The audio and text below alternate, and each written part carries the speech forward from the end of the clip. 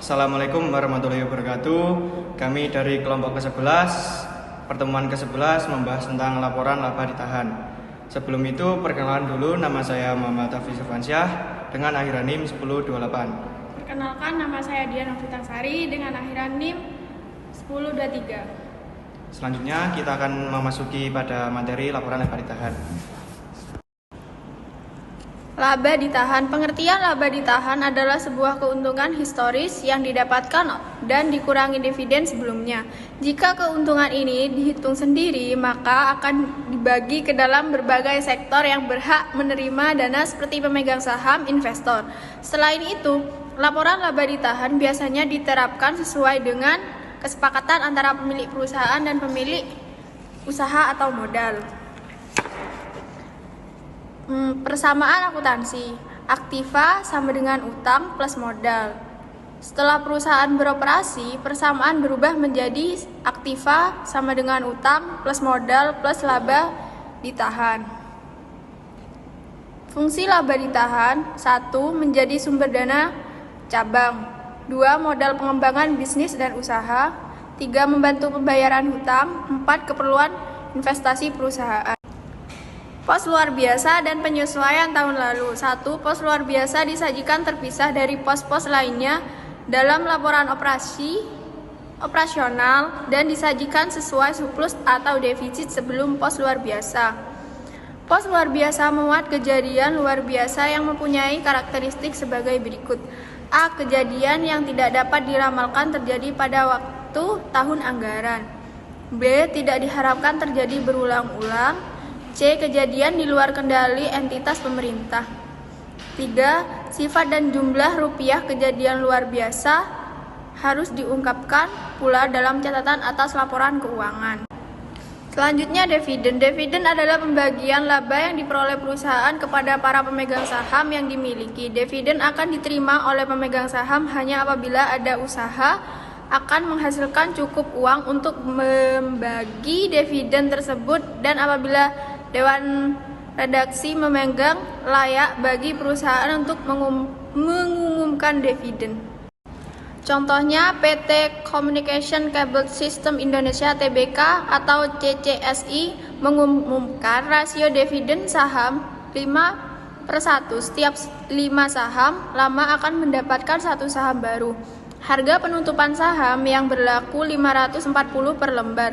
Jadi kalau kamu punya 100 lembar saham, CCSI bisa menerima 20 lembar saham tambahan.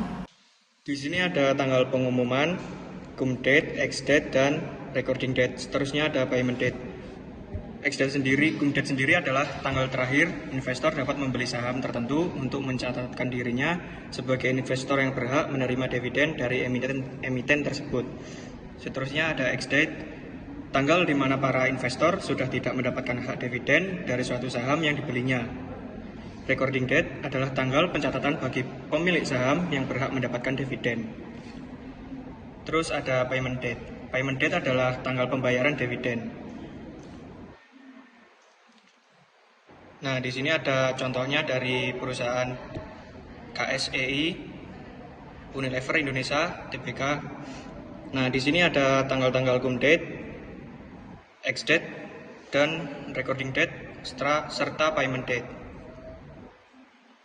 Seterusnya ada pemecahan saham.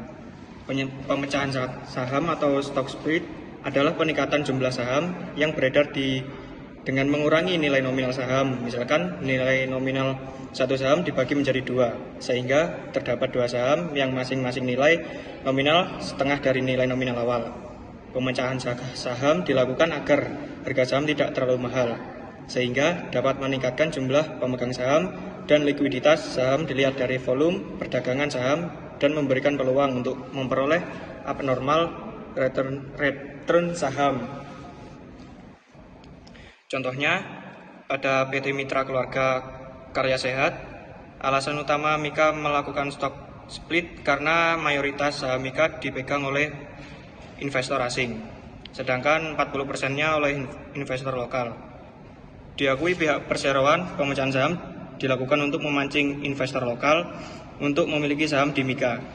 Direktur utama Mika rencana tersebut justru merupakan hal positif bagi investor lokal yang minim modal agar bisa masuk sebagai investor mika dan kepemilikan lokal atas saham tersebut bisa naik. Selanjutnya ada laporan laba ditahan.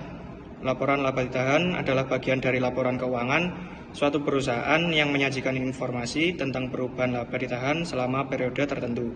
Laporan ini mencakup penambahan atau pengurangan laba ditahan, serta alasan atau penggunaan tertentu dari laba ditahan tersebut. Hal ini membantu pemangku kepentingan untuk memahami bagaimana perusahaan mengelola laba yang tidak dibagikan kepada para pemegang saham. Nah, bisa dilihat, ini contoh dari laporan laba ditahan, di mana laba ditahan pada 1 April 2017 sebesar Rp3 juta. Sedangkan laba bersihnya Rp250.000. Dikurangi dividen yang diumumkan sebesar Rp150.000. Selanjutnya, kenaikan laba ditahan yaitu sebesar Rp100.000, sehingga laba ditahan pada 31 April 2018 sebesar Rp3.100.000.